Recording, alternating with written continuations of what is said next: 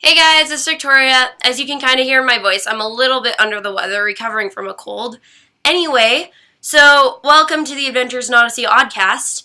As you can see, Devin is not here because he's flying in from Vancouver for Thanksgiving right now, and his flight took more than 20 minutes, so I thought, that's way too long, let's cut him from the podcast. So, it's not like we really need him at all. We all know who actually does the heavy lifting around here. So, anyway, this is our new host and my friend. Hey, Victoria. Sorry, I was late on the... What is this? What's going on here? This is awkward. It looks awkward. There's 3 people on the recording screen here. That's like 50% too many people, Victoria. Yeah, well, funny story. That sounds funny. Your flight was late? Yes, it was. Acute observation. So, I assumed you died from turbulation. From turbulation? Really?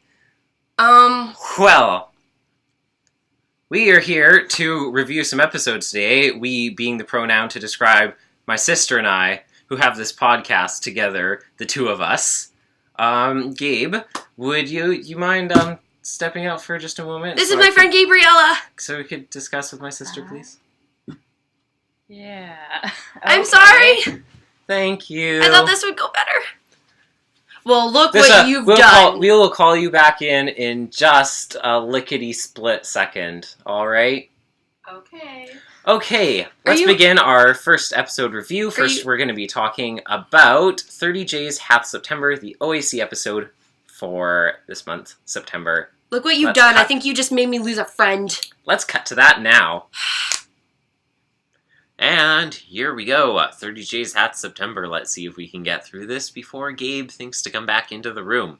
So, episode 747, just like the jetliners, written by... I thought that was the pilot.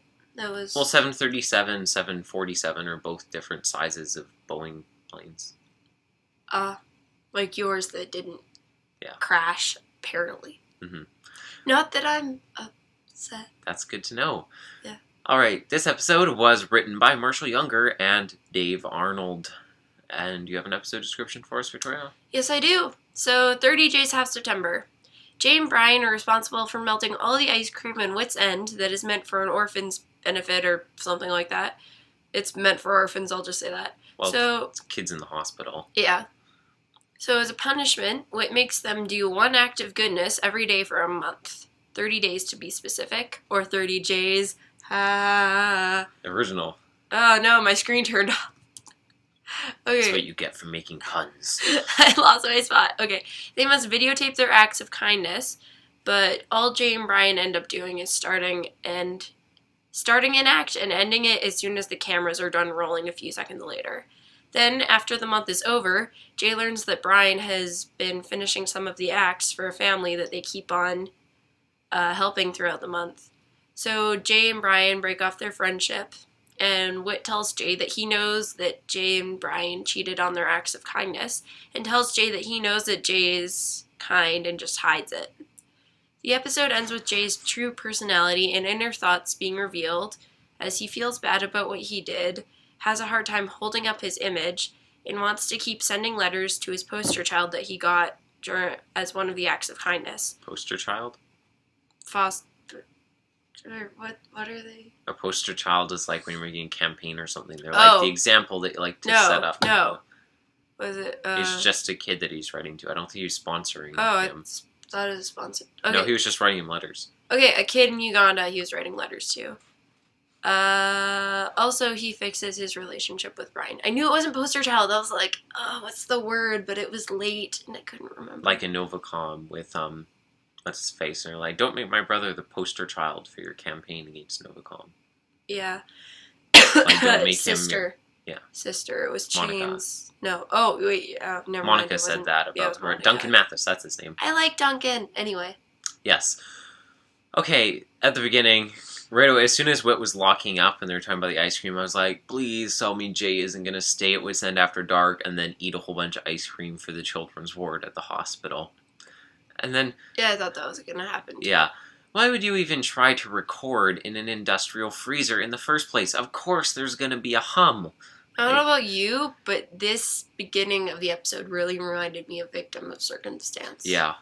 Like, I was like, it's Rodney. And then, like, okay, ever since the friendship formula, Jay has kind of been getting on my nerves. I'm going to be honest. Like, I was getting more angry at him throughout this whole thing, and I'll talk about it later. It was funny. When they were in the freezer, I was literally just about to start typing a comment about how Whit's security system should have registered all this movement, as well as Mabel noticing the freezer was turned off, but the police burst in and interrupted me typing the comment. So, good work. Moot point. The line, Well, I don't understand the line, you're a legend in the homeschool community, because, like, chronologically, this happened after the Western one, so he already knew Whit. But Brian was acting like he'd never met Whit before. Oh, is that the same Brian? Yeah. So, I don't understand. And these are both OAC episodes, too. Yeah, and so they're supposed to happen... Well, I think he's not just saying that he hadn't met him before, but I think he means your Legend homeschool community in terms of... Because what was he talking about? It wasn't just... Teaching them a lesson, getting them to do good exactly, things and yeah. stuff. So he knew Whit, and he did the thing, but that doesn't necessarily mean that he'd seen Whit in action, like, pulling object lessons out of stuff or anything yet. It still works, I think. I'm gonna say no, but carry on. I think yes. Anyways, yeah, I thought that line was funny, because I was like, can't tell if that's a meta joke or not, but I'm pretty sure it is.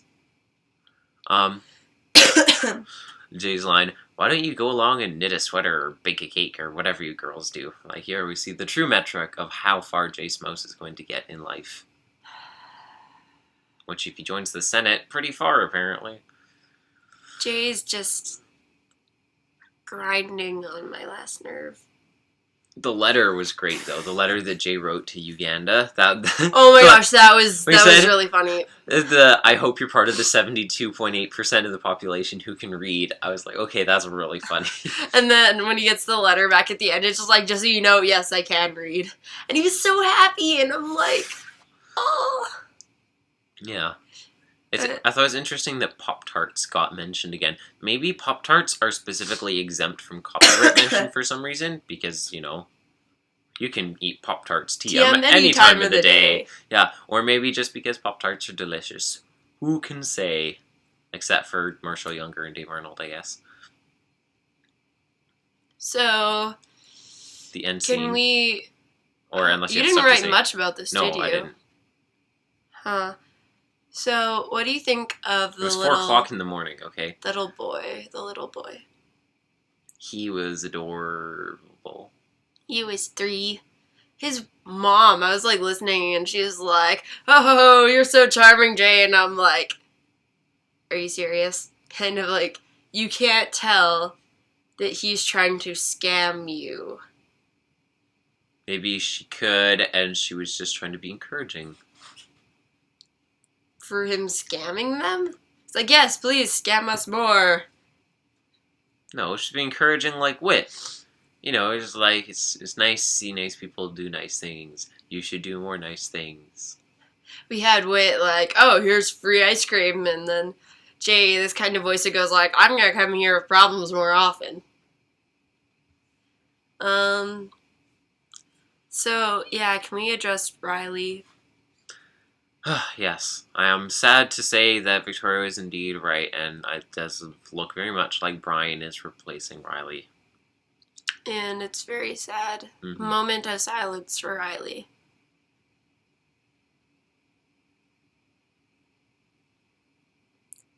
So, I I just want to say this because it made me really happy. At one point, Jay calls Brian his boy, and I'm like, yeah, Team Nice Dynamite, Michael and Gavin. It's funny because that's what Victoria thought of, but I thought of Mr. Skin the way he was like, Brian, my boy.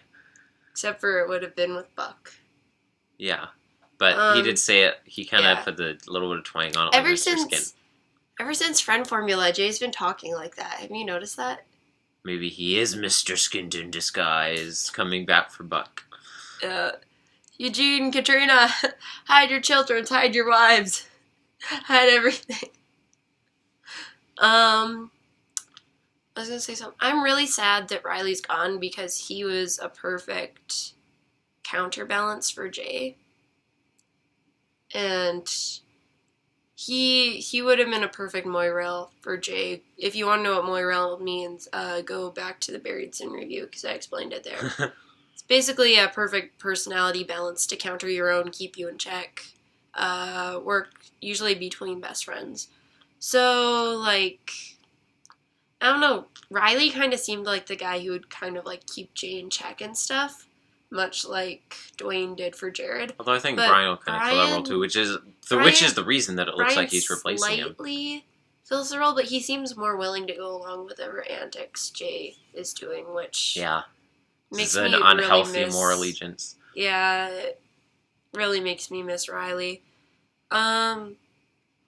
So I'll let you talk about your last scene, and then I will go on, and then I will talk about this episode. All right. When you got to the last, up until for most of the episode, it seemed like a pretty regular Jay kind of episode, and then we got to the last scene with Wit, and I was like, wow, that was actually really sweet and surprisingly character developmental scene between Wit and Jay.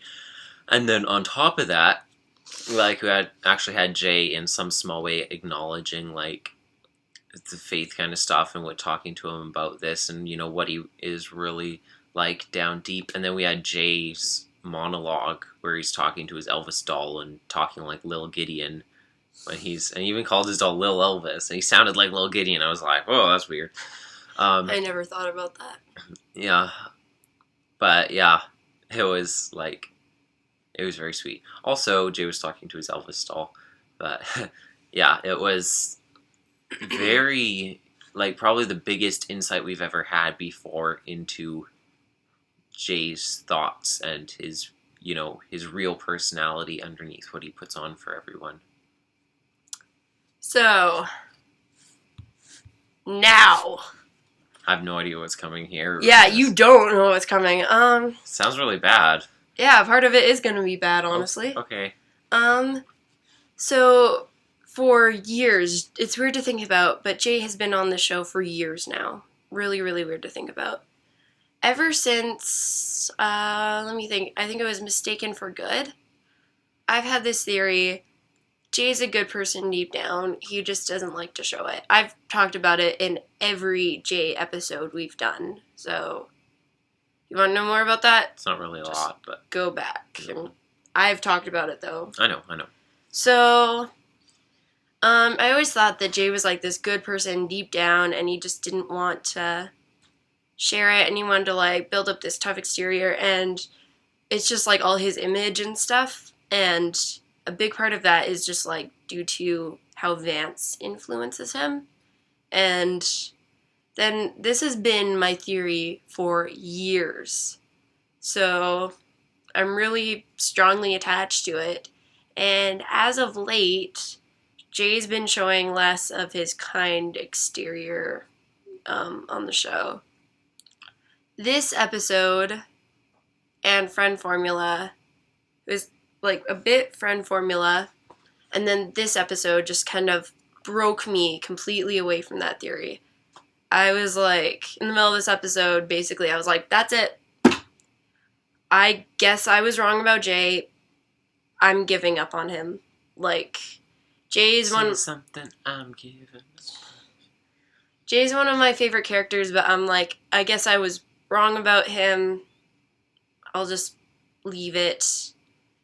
I was actually really upset. And then I get to the scene with Wit, and then Wit's talking, and I'm like, stop trying to cheer me up, Wit. And Wit's like, I know you're a deep person deep down. And I'm like, And then Jay's like, meh, meh, meh.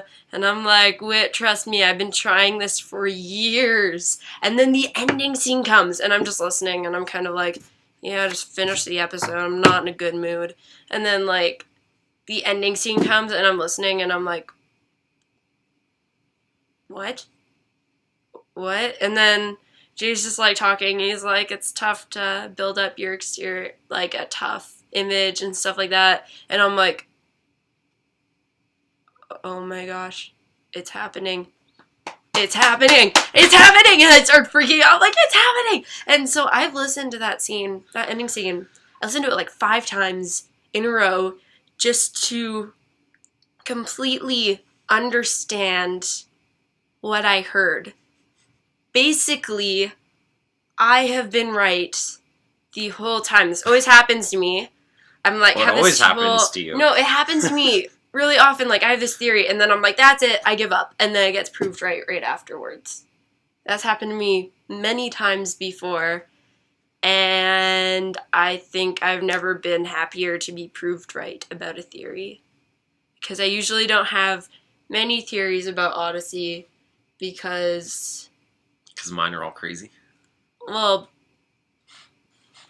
no, it's mainly because I listen to, like, all of them so consecutively. I never really have any time to spawn a theory.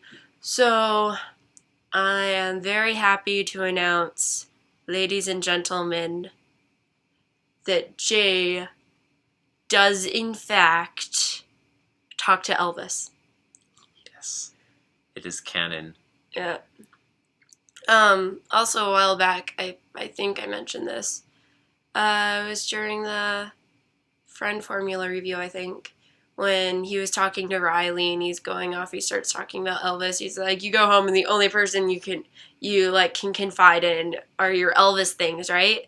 So then, like, when I'm listening to Jay and he's, like, doing the little Elvis voice and he's just like, I had a bad day and stuff, and it's like, nothing normal, and it was like, and he's like, everything's same it always is and stuff, and it's like, I really want to sponsor, or like, I really want to write letters to this kid. I don't want anyone to find out about it and stuff. And I'm listening. I'm like, Jay, you're breaking my heart. Oh, I love you so much. Anyway, I can't elaborate. I can't express how much I love Jay's ending scene in this episode. I felt like Wit in the scene with Wit and Jay. Everything Wit said to Jay, I was like, these are the things I've been saying for years. And yeah. Cool. This episode. Ow. This episode, Thank Devin. you, So what do you think of Brian? well, he's not Riley. He's definitely not Riley. But he is similar, which is good. He sounds a lot like him. I don't get why they should have just replaced the voice actor. I think it's probably because, like you said, there's a difference in their personalities. Like, Riley wouldn't have gone along with the same stuff, so they probably needed to create a new character because they wanted someone for Jay who would do this stuff, and it wouldn't make sense for Riley to fit into that because Riley wouldn't have gone along with that. So he might reappear again since they do occupy a slightly different niche in Jay's life. It's like it's not a total replacement. The shoulder devil and shoulder angel. Ryan's like, I'll go along with it, and Ryan's like, come to the light side. Except they're both we sort have of manga angels. and Elvis records. Riley's like the angel, and Brian is like also an angel, but slightly less angelic. Yeah. I mean, Brian is influenced easier, but he's still like... He still has a conscience. Yeah. It's more like Brian is the intermediate with Jay on one shoulder and Riley on the other. Yeah. So I didn't really like this episode that much. First listen, till I got to the ending. I re-listened to it last night. I liked it a lot more on the re-listen. So I guess not as much to say about this episode as I thought there would be. This is good, because we have to hurry before Gabe comes back in. I don't know what she's doing. Oh, she'll be fine. She's here all the time.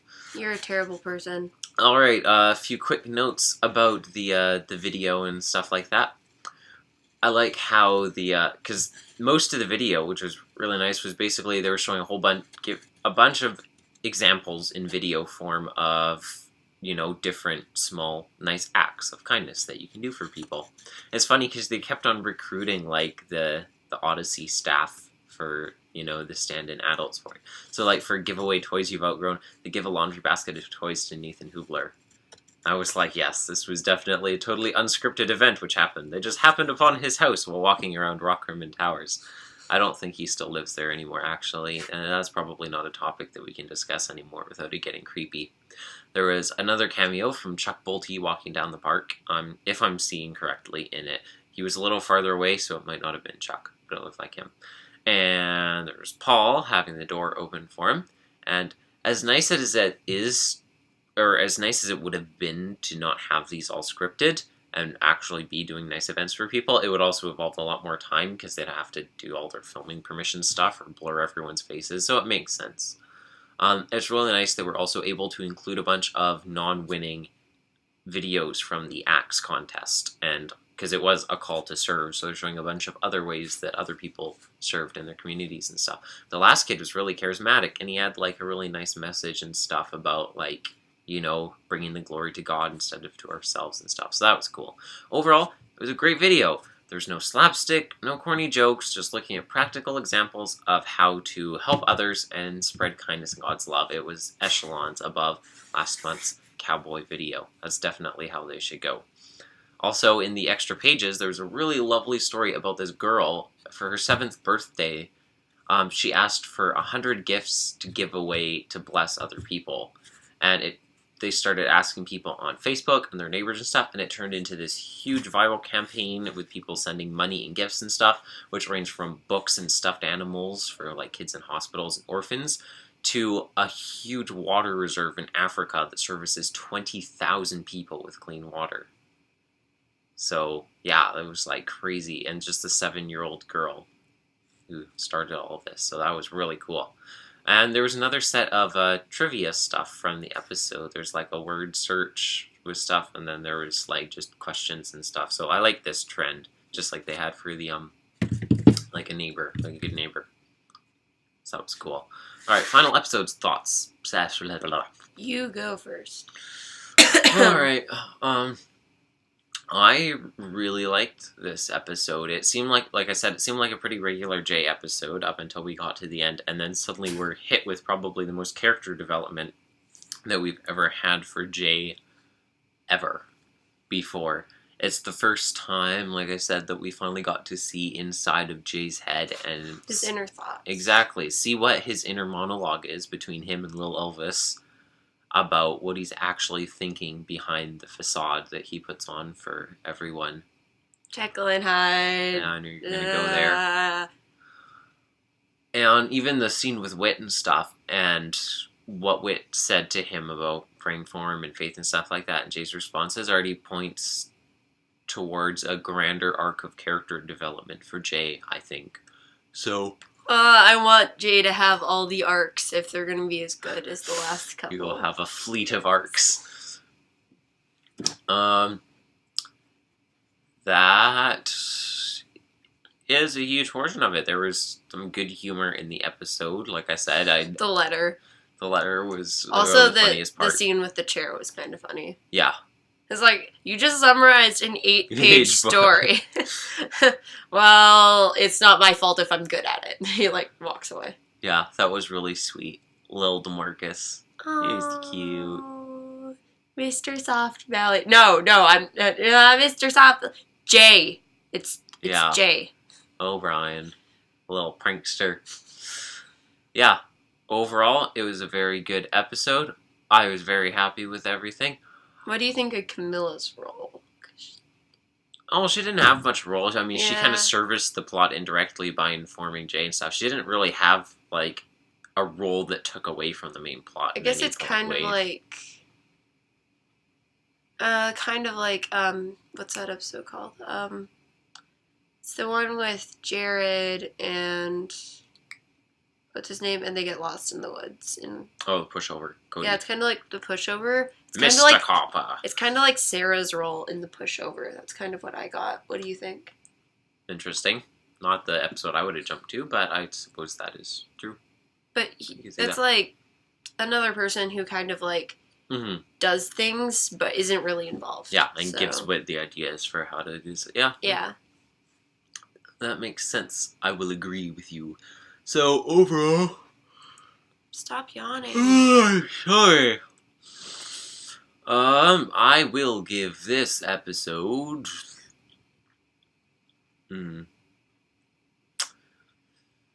Wasn't a whole lot that was, like, outstandingly over the top about it, other than the last scene, so I'll probably give it 4.1 out of 5. So as for me, I had kind of a rough first listen to the episode. It's complicated, apparently. Yeah, a lot of things were going through my head. Very emotional first listen to the episode, giving up on all my faith in J-manity. Is there gonna use J jokes? I can too. It's a little different, but... Shush. And the last scene just blew me away. The scene with Wit was good, and the last scene was just amazing. And I'm like, does this mean Jay's gonna be different forever? And then he's like, to Brian, he's like, you can buy next time, ha ha ha. And I'm like, maybe not, but it's a good step in the right direction. Which I think that's how all Jay's episodes end, actually. But I still really like Jay. So this episode actually made me like him way more. After, like, hearing his inner thoughts and, like, his monologue, after, like, kind of... inner dialogue, I guess, yeah, technically. Just wondering what's been going... We finally get to know what's been going on in his head and kind of how he thinks about things and sees things after years of wondering. So that's really great to finally get that. It made me really happy. Some of the humor was on point in this episode. The Burger Barnes theme kind of made me want to cry because of how terrible it was. Mega world. I like that. I like that one actually more. That one is... Miss Kendall, you're right. I thought you were choking. Anyway, so Brian, still warming up to him. I don't like him as much as Riley, but I am like warming up to him still. He's not that bad. He's like a cross between Jay and Riley. What do you think? Like Well, that's literally what I said. He's like the intermediate between them. Like, there's so many moments where you're like, yeah, he's like Jay, and then like with finishing mowing the lawn and stuff for that family, I'm like, that's something Riley would do. I picked up on that on my first listen. So, yeah, I think this was a pretty good episode. Like Devin said, it felt kind of run-of-the-mill until that last scene. Because of the last scene, this rating goes up like 3 points by itself. Because that was amazing. I feel like I can't give this 5 stars because the beginning is less than spectacular. So I'm going to give it a 4.5. Alright, that seems fair.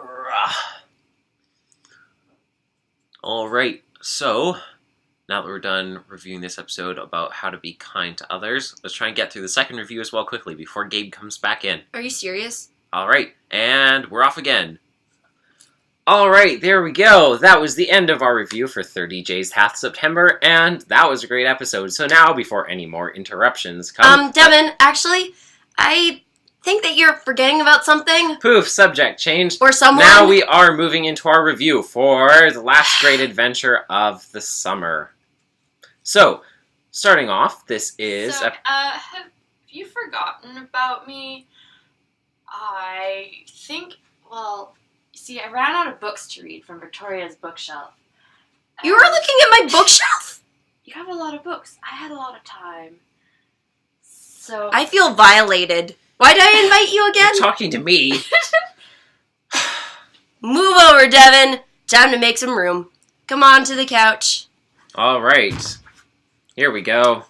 This is our guest reviewer. 3-way review with Gabriella. I actually exist again. Yes. Welcome back to the land of the living and filmed. So, episode... Yes? Sorry, just... There. See, we do look like a group of backup singers like this, all leaning in together.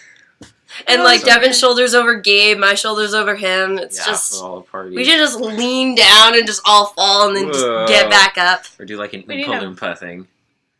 Anyways, episode 42, The Last Great Adventure of the Summer. Here, I'll shift over a bit. There we go. Yeah. Written by the fabulous Phil Waller. Oh, Phil. Philly Phil. Victoria, do you have a description for us? Yes, I do, in fact. So, Last Great Adventure of the Summer. In this episode, Terry Johnston, With the T. Yes. yeah, with a T, tells Whit that summer has been boring mishmash of nothing important in comparison to anything else that always goes around in Odyssey, and his dad doesn't want to do anything fun with him. Basically, his life sucks. Then he finds out that his dad is an FBI agent. CIA. Oh, I have to change that. And the two of them are thrown into an adventure with top secret codes, chase scenes, train rides, more chase scenes, emotional heart-to-hearts, a car chase scene, and death! But not really. After being captured and foiling Maxine, the villain... Maxime. I was right. Gabe was right! That's... Okay, Maxime with an M. Fine, she can stay. You guys suck. You're ganging up on me. Terry's dad, codename Cat's Paw, fixes death, man. And he fixes death in order to make his enemies think that he is dead. Okay, I should have rewritten that. So that he's able to... What did you say? I said he fixes death so he makes his enemies think he's dead. So, it's true. It is true. It does happen. So that he is able to spend more time with Terry. Terry's now excited that he has had a last great adventure of his summer. You said it. I said it. Hint, hint. I wrote that in. But then he learns that he can't tell anybody about this or his dad's involvement with the FBI / CIA. So his life partially sucks once more. Wow, that was by far the most melodramatic summary we've ever had. Thank for an you. episode before. I wrote it that way to make it special. Including the one where I pantomimed the entire summary, that including was live terrible. childbirth. You did it while I wasn't. Yeah, Victoria You didn't did it even while know I I was wasn't paying doing attention. it. She was looking I got the other so way. mad. I sent you in the corner afterwards, and you were in there for like 5 minutes while I talked about the episode. Oh, that was great. Click episode for description. Click description. Well, that was your servants listening, I think. It No, must have been. it wasn't. Because I feigned live childbirth in it. I didn't do episode descriptions back then. I don't know what it was then. Anyway, I just it don't was probably know what's birthed back to happening Bethlehem. anymore. Okay, so... Oh, was that it? Probably. My voice is like... Blah, blah, blah. Yes, I noticed that. Okay, so to start off notes, I have notes here. Victoria just says stuff, and then Gabe, you can just jump in with whatever thoughts that you have on whatever I say. Apparently So, I've always loved how the first few lines of this episode, we have Whit recapping the entire season, which is pretty unique and kind of cool thing. He alludes to stormy weather, kids radio, VBS Blues, family vacation, Camp What a Nut, and the case of the secret room, which is every single episode in this album, except for the day Independence came and Return to the Bible Room. And it's pretty impressive because he does it in like under a minute. Oh, it's less than that. Yeah. He does it in less than 2 sentences. Yeah. So, Gabe, did you think that those were actually past episodes or just like things trying to make Odyssey sound more exciting? I figured it was past episodes. I represent the new Yeah. listeners. Yes. First, we should get your opinion on, like, what were your first impressions? I don't know. It's like the 3rd episode I'd seen, so I was like, "Yep, it's going Heard. on, it's going on." And then it was like all of Stuff's a sudden, happening. it's Stuff's like happening. cat's paw. I'm like, "What just happened?" What? It just caught And me. then death! Victoria, let her talk. It just kind of caught me off guard. I was like, where did that come from? Yeah. So I was like, oh, okay. What? Yeah. It's like they're taking out the trash and all of a sudden cat's paw. Okay. I wish that happened to me while I was taking out the trash. That would be awesome. You probably don't. I can't do voices because my throat is all weird right now. Cat's paw. Cat's paw. Let's just take this moment to appreciate Will Ryan. I said it right. And how, before he officially became Eugene... Wait, is he Nigel? Yeah, he's Nigel. What? You've never noticed that? No, I have not. Otherwise, I wouldn't have So- gone, what? So, let's take this moment to appreciate pre-Eugene So tired. Will I Ryan. only got an hour of sleep last night. I had to get up at 3 to catch my plane. Oh, you gotta love those planes. Oh. That was me Not coming really. back from band camp. So, this was the magical era of Odyssey, pre-Eugene, where Will Ryan showcased as every second minor character That's true. that ever showed up.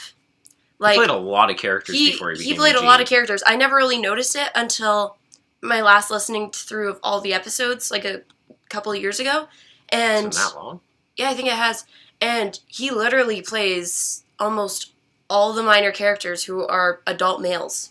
Yeah. It's actually quite impressive. And yeah.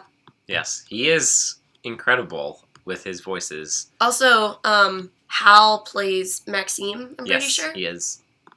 So So, as Nigel approaches them, I've always find it weird that he would approach George at wit's end, because it seems like going to his house would be easier, because if he's able to track him down to Odyssey... well, he didn't really approach him inside Wits End or Well, no, but I mean, it was in like an alley in the it was a darkened alley. It's not an alley. For there to be an alley, Wits End would have to be adjacent to any other buildings, Victoria. It's on the edge of McAllister Park.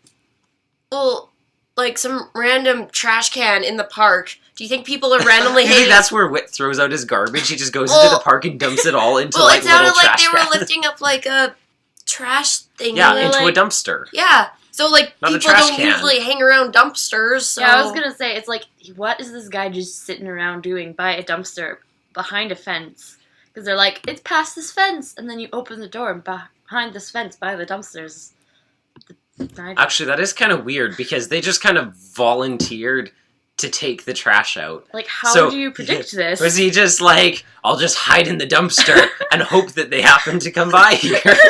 And just like every now and then just poking his head up through it and just like almost soon. How many weeks do you think Nigel spent in Wit's dumpster waiting for it to happen upon George? It's a good thing his clothes are black so they don't stain Yeah, that exactly. badly. At least the stains don't show. So like, do you think that he was like randomly walking around? He's like, gee, I'm not having very good luck finding cat's paw. And then he just looks through the window and he's like, oh my gosh. And then he's just like, there are trash cans. Maybe he will volunteer to grab the trash cans on his way to go see a film at the library. He is a master spy, Victoria. So, with his son that he's been neglecting, so both of them will go out and then get the trash cans, and then I can sneak attack them. He is a master spy, Victoria. And Do not he is Will underestimate. Ryan, so... True. But yeah, it always seems to me like it would be thinkers. easier to ambush him at his own house, but also being by dumpsters behind a building at night is probably a better place to ambush someone, especially if George is CIA, because there's probably a chance he'd have some sort of mild security measures in his house. Not like, like movie CIA where like George goes home and there's like Jarvis talking and there's like, holograms I'd like everywhere. to think but that George would have like he probably has security measures. He probably has at least a basic security system. I was in his thinking house. like, what if like Granted, Wit has a lot What better if security Nigel was, measures, like, so that's why he hid in the sitting dumpster, out- I guess. what if Nigel's like terrible at hiding? So he's like just like poking his head like behind the trash can. He's like, "Are they coming? Are they coming?" And then like Terry and George are just like walking into CIA, not the CIA, into Wits End. Same thing, really. Yes. So then George just kind of looks over and he's like, fine. And so he's just like, hey, Wit, can we volunteer to take the garbage? And then he just kind of like... That is a much more interesting account And because he then- was trying to lure Nigel yeah, he out. was. Except for then I thought, he didn't want to get Terry involved. What if he overheard Terry's conversation with Whit and just He's like, my life sucks. I will prove and he's just that like, you're I will prove that exciting. I'm a cool dad by endangering your life and almost killing you. Wow, we've been talking so long and we're still literally at the first scene of the episode. There's a lot to say. What do you think, Gabe? Yeah, there's a lot to say about the dumpster. 'Cause it just doesn't make sense. The dumpster is so exciting. You guys don't understand. We will have to inquire to Phil about this later. I always find it weird, another thing in this same scene still. Terry's like, what are you talking about? His name is George Johnson. And he's like, Terry. And it's weird because Nigel was able to track him to Wits End in Odyssey in Ohio. So, like, if you can find Odyssey, you can find out anything. Well, if you found him there at the dumpsters, I imagine that you already know what his real name is, right? Like, Yeah. it should not be a surprise by this point. But it's weird, because he does act like he doesn't, because he's like, oh, George Johnston. Maybe he was just... Okay, I'm starting to come Like, up how with this could you theory find him without that even- Nigel is, like, super overacty and he just doesn't show in the Maybe. episode. So he's just being dramatic and he's like, oh, George Johnson! And then he's just like, what a surprise! And Either he's just that or saying he's it to, like, annoy George. completely incompetent, but just, like, How extremely dare you? fortunate. He's Will Ryan. But then again, Will Ryan does play Harlow, so... And Officer David Harley, who is not anywhere near as incompetent. What? David That's another- Harley? He doesn't exist. Don't Don't talk about him. Throw a bag over your head Don't and talk toss about him you. or else we'll have to delete this episode off YouTube. Don't talk about the war. I really love the line, I work for the government, just like the mailman does. I don't really have a lot to say about it, but that line always makes me laugh ever since I first heard it. Something I feel is worth mentioning.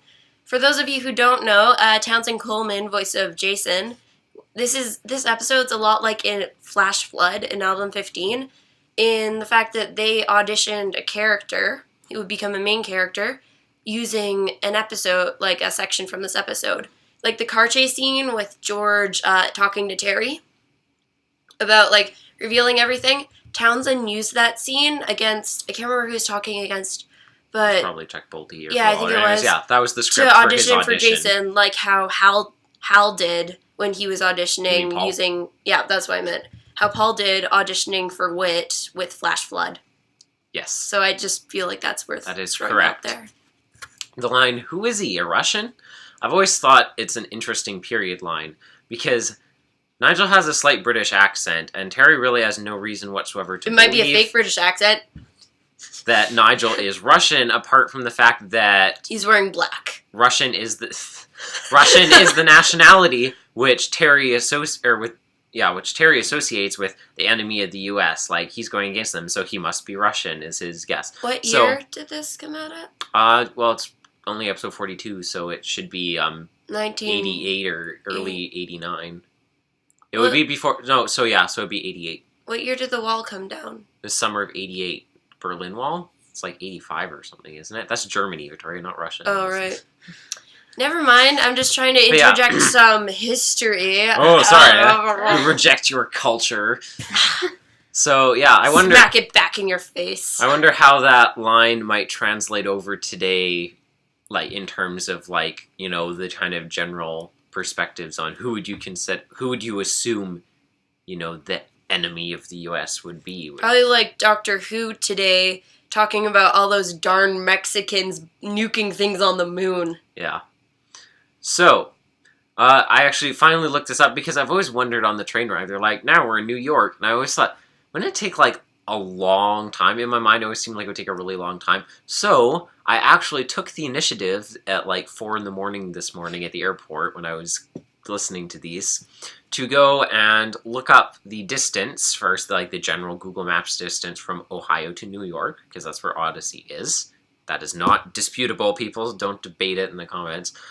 From Ohio to New York, which is about 535 miles, and conveniently from Wikipedia, the U.S. speed limit on, not freight trains, I thought it was a freight train at first, and then I realized, no, it's a passenger train.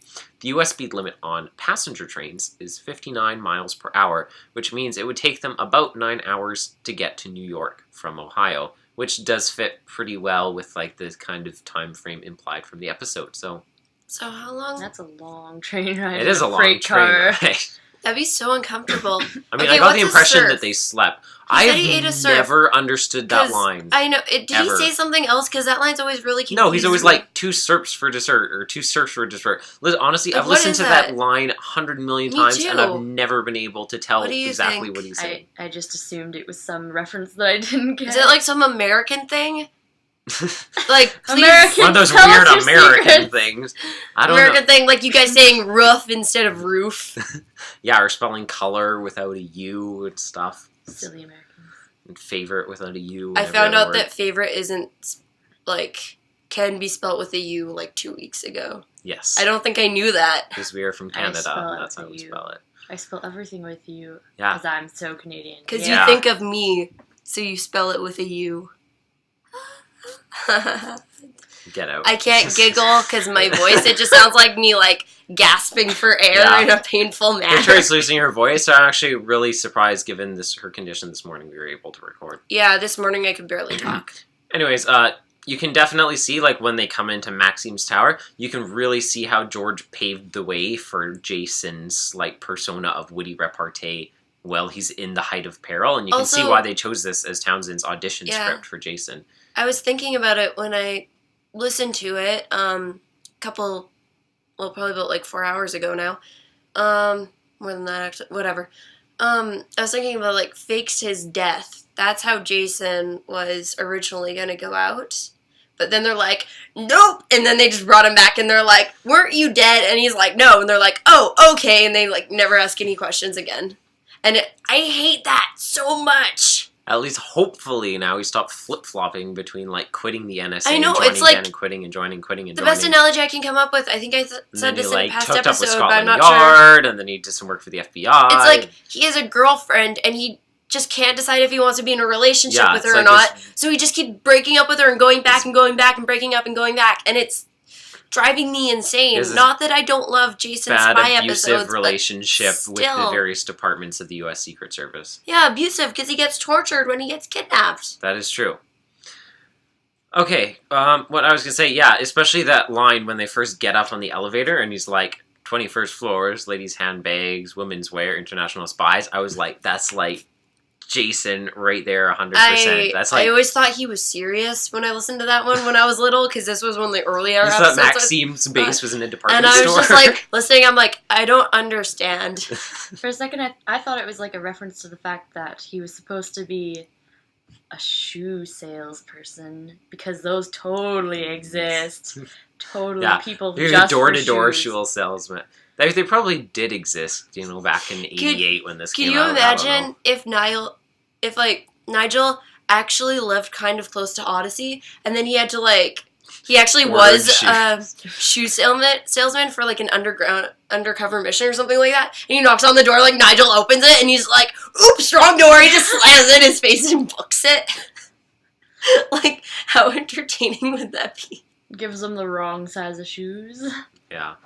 Yeah. I can make references to this one. I was confused for a second because I looked at the corner of the screen here. I was like, wait a minute, that's Victoria. And I was like, because you're like loud. I was like, Make sure Gabe's in the shot. Yes. I'm worried yeah. that she's gonna be caught out because the only I person we was can like- see right now is me. Yeah, I was like, am I half out of the Yeah. screen from my nose? That's why I or kept on something? pulling you over. yeah. But I'm well within. The, No. The threat that he makes with the piranhas, while it's pretty on par for today, it's surprisingly gruesome for this early in the show. Back when Well- stuff like that, you get parents would be all riled up, Yeah, get the but knickers in a knot think over about it, everything. Like a couple episodes before you had Case of the Secret Room. So they had like True. So I think Case of the Secret But Room still, was he was kinda, gonna stick he was gonna stick a live man's head into a piranha tank. Yeah, but I like thought he was sticking his finger. Well, yeah, but he was like, imagine if you stuck a finger in, imagine a man's head, like your father's. I thought you said like imagine a body or something. I didn't think head. Oh, apparently I missed. It'd be super messed up if he like dunks him in, then pulls his head up, and it's like, okay, I'm not gonna think about it. Shows it to Terry, and Terry's like, I'm super dark. I'm sorry. So like Case of the Secret Room, I think that was kind of like, I don't know, saying like stepping stone. a stepping stone, like we can be darker, and then like they're like, it's not dark enough, let's make it darker. Piranhas! And so... I think it sounds like piranhas are so inherently, like, gruesome, X-rated. You're the one who brought this up in the first place. Well, no, it's not that. It's the way that he worded his threat. Seriously, think about this stuff in Case of the Secret Room. Like, they have, like, all that creepy, as they put, creepy African souvenirs and stuff. She makes it just sound racist when you say it like that. Well, that's kind of how they word it. Well, creepy tribal masks is different than, like, saying, like, all that creepy African and then, like, his stuff. Spear, like, he has, like, the cane, it turns into, like, a blow dart, and he, like, blows it, and I'm just like, I just mean, what I'm thinking of when I said that about, like, being controversial is the fact that this was still, like, 15 episodes before we had By Faith Noah, and people were like, what? Humor in a Bible story? No, and they got so many complaints they had to wait for like another year before they could do any more Bible stories with like any jokes in them because people got so offended. So that's why I was amazed. Yeah, that's why I was amazed that they got away with this. They thought that By Faith Noah was like terribly offensive. But I mean, people sent them letters saying that. Yeah. Yeah, but for a while I couldn't even show VeggieTales in children's church because that was offensive. Yeah. Which is find weird. That Bible stories. I'm sorry. We can't teach Bible stories in church. You'd think a Pentecostal church of all things would be like the denomination that would be fine with that. I don't know. But I don't know. Yeah, but I mean comparing that to today's standards, I mean you look at the Novacom. Well, I was gonna say whatchamacall, but a tank. Oh, it looks like all these helicopters and a tank? No, what? Victoria, what's where they go down the pilot, and Maya, whatever her name is. She's like coughing blood and bleeding out of her eyes. And yeah, it's like listening she's like bleeding out of her eyeballs, and we're like, what? Like, this Odyssey's took a turn. gone on a lot of places, but that's the first time they've said anything like that before. We were both taken aback by that. So, yeah, I can't even remember what point I was trying to make there. But man, that something was about piranhas. Yeah, and heads. And heads will roll. I think it's funny at the end because Terry feels so bad that he can't share what happened with Whit or the other kids, when in reality he doesn't realize it, but Whit probably has a much higher security clearance than George does. Probably. What's like above the president, basically. Yeah. So, and then we have our behind the scenes thing from the guide. Oh, I forgot to do the thing with the book. Oh wait, that's Slayer. Never mind. But yeah, from the book. So we have this about the episode. Behind the scenes. Portions of this episode were inspired by the classic Alfred Hitchcock film North by Northwest from 1959. The show ended up being a complete departure from our usual Odyssey adventures, and its popularity ensured that spy stories would have their place in Odyssey's future. That's for sure. The show was Dave Arnold's first entry into post-production for Odyssey. Yeah, Dave. Yeah, Dave Arnold, I love you! The amount of different things that he does in this show is amazing. Like, I mean, Dave does sound production, he does voice acting, he's executive producer, he does writing, he does, like, directing. It's crazy. Anyways, Steve Harris and Dave began working on the program together, but Steve got too busy, so Dave produced the entire program, and it became another breakthrough in the sound design. The success of the action scenes involving the train and the showdown on the roof pointed the way to even more complicated action scenes. And then I noted after this, because this is one of those tracks where the bonus thing after it is like, it's fused into it. Which happened with, I think the first two albums. No, three. Yeah, first 3 albums. That's not something you'll find in later seasons. Or probably in the current version of the Golden Audio series, but the versions that we have. Yeah, the versions we have. Anyway, so of course after this comes the bonus clip, and I guess you probably would have heard this too if you listened to it, where it talks about right to the end. Where it talks about sound design. Yeah. It includes many great moments. That's okay. Except for the mud ball war, basically all those moments, which, I mean, it's good audio design, but it's not like the other pieces. All those other ones are moments which we have reviewed or discussed on this podcast because we are great appreciators of amazing sound design, especially Patrick, A Heart of Fire. Oh my gosh, every single time I listen to the sword fight. Okay, I was like, because I'm a total dork, Devin and I do this all the time. I thought I was the only one that did this. I learned recently, Devin does this too, when we're listening to the Novacom things. We're like lip syncing and doing really dramatic, overly dramatic things. So I was listening to it and I heard like Patrick, Heart of Fire. I'm like, I paused. I looked in my mirror. I'm like, I have a sword now. And I just ran over to my keyblade, I'm unscrewing it, and then the scene ends, and I'm like, no! And I'm just like swinging around afterwards. I'm like, I'm gonna get my seconds worth out of bringing this out and stuff, because the sword scene is one of my favorite scenes in all of Odyssey. So, like, I love that sound design thing so much, because every single time I listen to it, I'm like, yes! And then I hear the mud ball scene, and I'm like... Especially with Exit, too, like, all the buildings. Yeah, and then I hear Exit, I'm like... self-destructing. And then I hear the sword scene, and I'm like... Yes. Okay, so... This is such a good thing. Back on track. Before we do our final reviews, do you guys have anything else to add? a little bit. Yeah, I was gonna say, do you guys have anything else to say about it before we do our final review? Our final marking? I don't really know what I'm doing, so... Any other comments, things What that did you you thought? think? I don't know. Or we could... What do you think of Terry? This is the only episode with Terry. This is the only episode with all these characters but Wit. So, how do you think they were kind of developed in 20 minutes? It was pretty good. Like, pretty impressive. Yeah. Oh, I'm looking at the wrong thing. I'm probably, like, staring off to space all the time. It happens. Like, what's she that looking on at? the roof? It's very hard to stay looking at the camera light The all little the green time. dot. You get used to it after a And while. I'm like, I can't focus on anything. Just look else. at my I face can wear my on there, glasses. and you'll be looking at the camera. But I Almost, look at not your quite. face, and it looks like I'm not looking at the camera. It's because you're not. You have to look at the dot Yeah. Victoria. You can't look at your face. I look at my face. Yeah, and that's a problem. Anyways, Fine. Gabe, any thoughts? So what do you think of the villains of this episode? I don't know. Too dark for a kid show? Not- show. It's Kid show. It's like kids shows nowadays are so dark that it's not. Gravity like that. Falls. I've only watched one episode of that, so I can't make a comparison. So good. It's so good. Bill Cipher is so Okay. terrifying.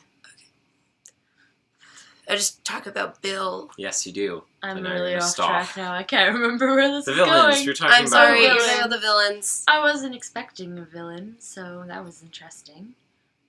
Well, based What on were the you- title and Yeah. the first discussion with Wit in the first couple minutes, what did you think the episode was going to be about? I don't know, just like doing summary things. Just like Flying kites. Did you blowing think it was bubbles. like, so Terry and his dad need to get closer, so it's going to be trying to like bond in one episode? Is that what you thought? Like trying to grow or, closer? like, doing like fun father-son things, not having your father launched off the side of a building. Only to be Well, caught. that is fun father-son I things. would say Okay, that there's jumping into a train, riding it halfway across the country, and getting gassed is fun father-son bonding Yeah. activities. I was gonna say, there was But one that's thing subjective. that I kind of was like, wait, what? Because, like, they're talking about how the people on the scaffolding are Agents. but Yeah. then earlier they're talking about how they're, like, doing these, like, Painting it painting with it reflective with stuff. reflective stuff for the Well, I guess bad they were guy. I'm like, supposed to be. how are they trusted enough? They must have been really deep undercover to be trusted enough Or- to Unless be doing something They could have just like illegal replaced like that. the guys like, today we're supposed to be working here and obviously painting not this. very high security. So they're like, Yeah, oh it's okay. like, So then how they're could- just like, doing it. How is it this easy for them to infiltrate it? If it's like this is a just pretty conk like, the guys on Yeah. the back of the head. They're That is supposed to be doing that is it. a good point Hey, though, we're the crew. because he talked about how that it took him like years to build up this case of evidence, so it doesn't sound like he should be able to like waltz Just- in that easy to the... Yeah, it's like That's a good point, Gabe. because like you're not gonna just trust your average Joe to just paint your things illegally to. It You wasn't wouldn't- just yeah, him you wouldn't- painting it. It was him painting like the whole. It was them painting like the whole building. I But that's the know, point. but- Like, you wouldn't let them wash your windows because they could look through the windows and like see your Yeah. secrets. Let alone, probably a highly specialized job where they're putting on like a special microwave reflecting coat onto the glass. Well, So, I still don't know what microwave reflecting means. Like, well, if you were trying to use, is it I was like gonna say, if you were trying sending out Novacom signals? It's like no Yes. Novacom signals in so here. they can't, No mind they control. can't like use any radio waves or anything to try and use any listening devices or anything like that to try and tap inside or hack inside the building. Okay. Either that, or it prevents them from cooking everyone inside the building alive. Because if they try to microwave it, it will be safe. Yeah. Everyone will remain cool, and cold like the center of the pizza when you put it in the microwave, which That really is so annoying. you don't need to reflect the microwaves anyways, because the center of anything you microwave is going to be ice cold anyways. Like Yeah. Maxime's heart. When I first heard about the microwave deflection, I thought of this. There's a show called Rocket City Rednecks, and they are rocket scientists, like legit science. Like, it's not rocket science, but it is, and they're super redneck too, and they were trying to make a microwave ray gun, and they were melting things with it. And this is what it made me think of. Are they protecting them? Is this like a cartoon, or is this like an actual Is this people like Duck show? Dynasty? That's what I'm saying. Real It's like people. Duck Dynasty, but instead of business, it's like mad science. It's like Doc Brown meets Duck Dynasty to form the ultimate crossover. No, it's real people, and they took their mom's microwave and turned it into a ray gun of destruction, and they were destroyed. How did that work? So cool. How'd that work? Like, you knock on your mom's door and you're like, "Hey, Mom, can I borrow the microwave for Ever. something?" And then she's like, "Okay, just have it back." And you're like, "Yeah," and then you just kind of take it, and then you're like, No, "Science." she left, and she had a new microwave sitting on the counter in its box and everything. They went in, they were going to try and make it so that they could return it, but they actually destroyed it entirely. But Oops. But in the end, they were actually able to take their microwave ray gun and melt these little robot toys. And they were like all freaking out because one of them almost got shot with it. And they're like, don't. Kids, don't try this That's why I at don't home. mix rednecks and rocket science, I guess. Yes. And the guy's like, I'm the only one without kids yet. Don't shoot me with the ray gun. Yes. It's on Netflix. You should watch it. Okay, This good is really pro tip for all you kids out there. This is really Don't off shoot topic. your friends with guns that will murder them. It's okay, we live in off-topic Ethiopia. We're fine because we live in Canada. We have to have a license anyway. Yes. But yeah, that's what it made me think of, is protecting themselves from the microwave guns. It's good association. Okay, So, final ratings. My turn. Oh wait, do you want that to be your like final, like your discussion of your final rating? Do you want to give a number, or do you want us to come back to you for giving you can like a come number back. out of 5? Okay. I don't know how to rate it. Okay. I can compare it with the other two I've seen, but We'll go down the line, and I guess I'll go first. So, I have loved this episode since the first time I listened to it. It is such a good episode. I was just thinking, like, earlier, we had Thanksgiving dinner today. So, Gabe was coming over, and I'm like, "Hey, Devin, I have an idea." And Devin's like, "Get back to your homework." And I'm like, "But no, an idea." And you're like, "Interesting, work on biology." And I'm like, "Let's get Gabe for a review." And you're like, "What?" Well, no. First, you asked me, do you think Gabe would find it interesting if she sat and watched us make a review? Yeah, and I was but like, then... no. And you're like, no Yeah, one offense, would. I probably would. And so then Yeah, I'm I was like, like, no, of course not. and then I was thinking, like, what if she was in a review? And you're like, I was like, I don't know she'd want to do that, probably. but she said yes. Yeah, so... fortunately you went behind my back and asked Gabe, and then she And I was like, yes, I get to do things. Yeah, bonding. Yeah. So She really did go behind my back. It's like this whole skit wasn't a skit at all. it What wasn't a skit. It actually Kelvin, happened, right, Devin? Yes. That's what I'm saying with my mouth here. Good. So It's real life. It's just fantasy. I can't make noises because my voice is like, oh, it sounds like wind. It sounds like evil wind from a cartoon. I'll do your oohs for you. Okay, Victoria. Okay. Rate the episode. So, one of my favorite episodes, I remember liking it more, actually. When I went back and I listened to it, I'm like, this isn't as good as I remember it being, actually. That kind of disappointed me a little bit. But yeah, it's still a really, really good episode. I love the characters in it. Back in the time before we had really solid main kid characters that always stuck around, and we were still building into having characters that were more reoccurring. Jimmy and Donna hadn't shown up yet. Yes, they had. They had in like 2 episodes, and that was it, right? Yeah, and it was a 2-parter. Yeah. So they hadn't shown up in like... Yeah, so for all everyone knew, they were still like one-shot characters. Yeah, I believe no characters had yet appeared in 2 different episodes by this point, even though... 2-parters don't count. Jack and Lucy and Jimmy and Donna and Monty had all appeared by this point, but no one had yet been in more than 1 episode. I like Monty. I'm glad he came back. As far as I can remember. Unless rumor has it had already aired by this point. If it had, then that had Jack and Lucy in it again. So, another one of those episodes, just like Price of Freedom. That's it, right? What about it? That's the one from Album 6, right? Yes. So another episode, a lot like Price but of Freedom. It takes place earlier than this one, where they have good, No, it's close. good writing for the characters, even though they only show up for 1 episode. I don't think any of the one-shot character episodes completely reached the depth they got into with their one-shot character that Price of Freedom had. But still, they did a pretty good job considering it's an action episode. So that's like the main focus. And then also, the story trope where it's like, your mom is dead, roll with it. It's like, you have to bond with your other parent. It's gonna be awkward. Is that classified Get as ready. a trope unto itself? It is in like everything, especially Disney things. Ugh. I hate it when people are like, Disney kills off everything. There's a reason for that. It's because it's to honor Walt Disney because his mom died. Okay, hurry up, Victoria. Anyway, it's like so- super overtime. So anyway, really love this episode. Really love the banter. I love making fun of Nigel. Oh, it's so much fun. There's so many things to make fun of. Anyway, so I think I'm going to give this episode a solid 4.9.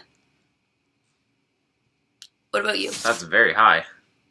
I really love this episode. It's one of my favorites. Evidently.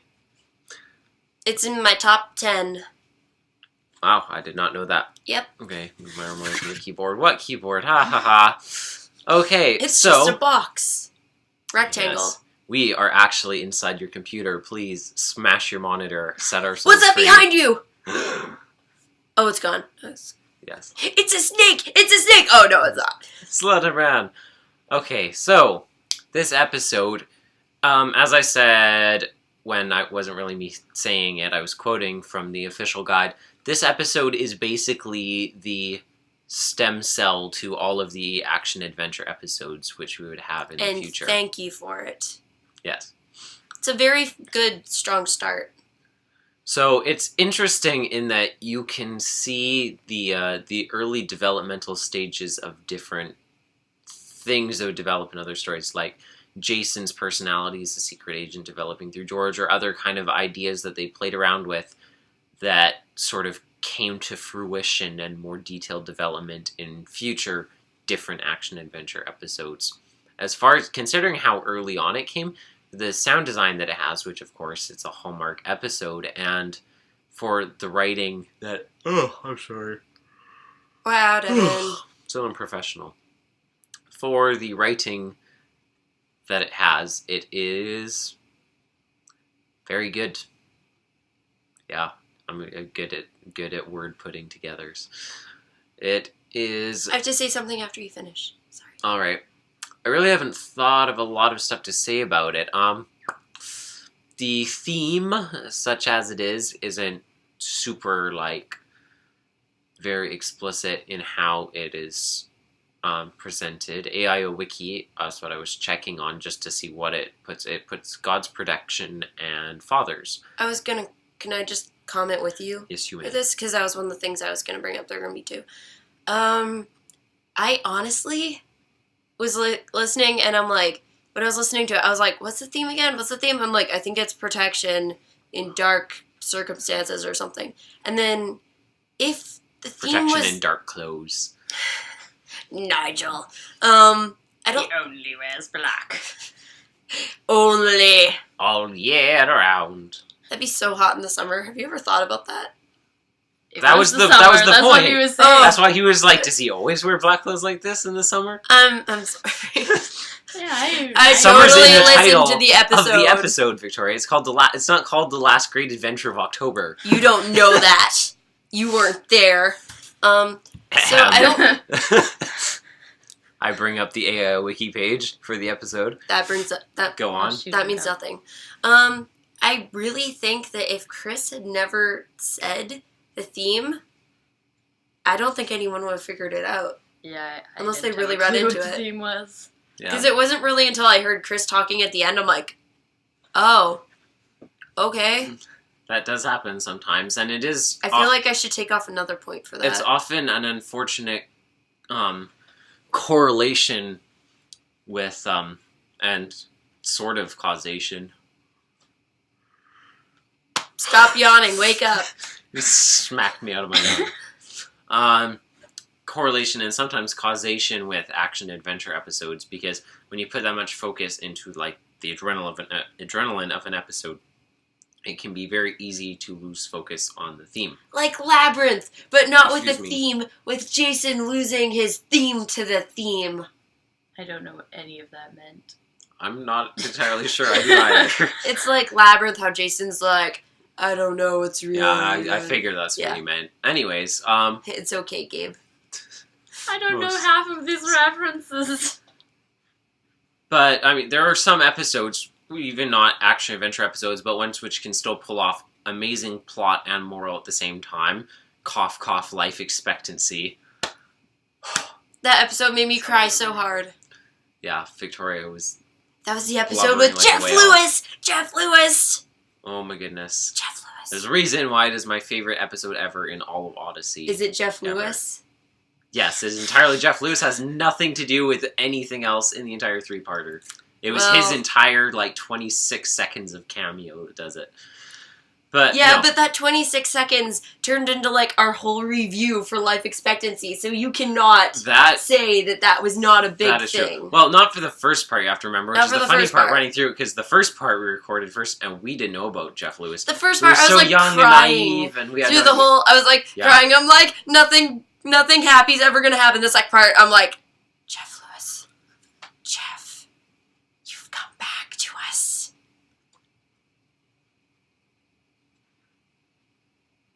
Yes, you were.